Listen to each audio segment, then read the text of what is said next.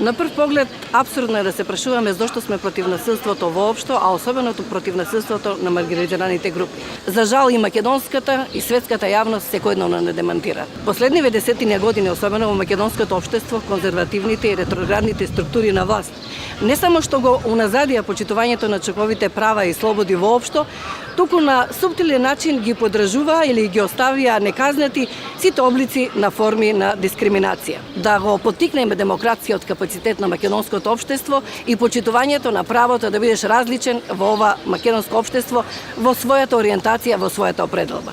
Стоп за насилството, да го поддржиме богатството на различностите. За да го промениме ставот кон расната, родовата и сексуалната и другите форми на дискриминација, мора во суштина првин да го промениме нашиот став кон нештата.